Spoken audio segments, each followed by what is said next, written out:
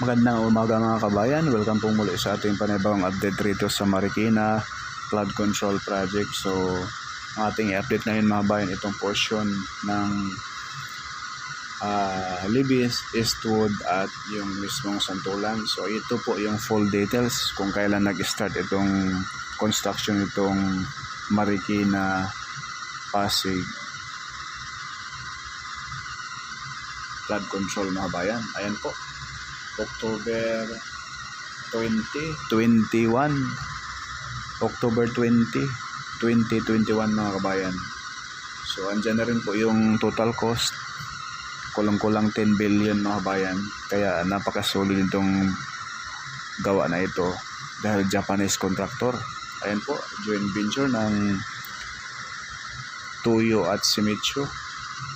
To Japanese contractor po ito mga bayan, kaya napakasolid. Grabe yung mga retaining wall nila. Paki-like na rin, pa-share, pa-subscribe sa ating YouTube channel. Ito na po ang ating update ngayon.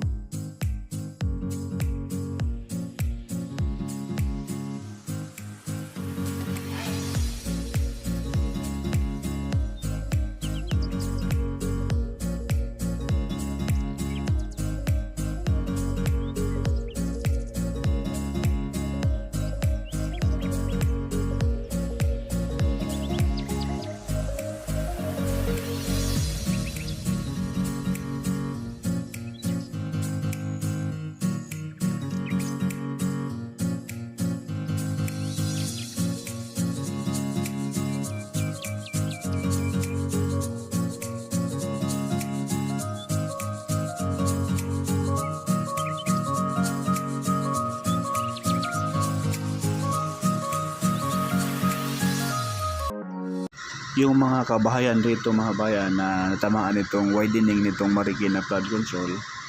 So itong kaharap natin, ito po yung condominium style na kung saan ito po yung project ng butihing mayor ng Pasig, no?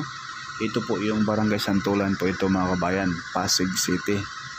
So talagang gumawa ng paraan ang mayor ng Pasig, Mayor Vico Sotto, upang matayuan at hindi mapunta sa ibang lugar, ibang probinsya ang mga kababayan nila rito na nakatira rito sa gilid mismo ng Marikina River.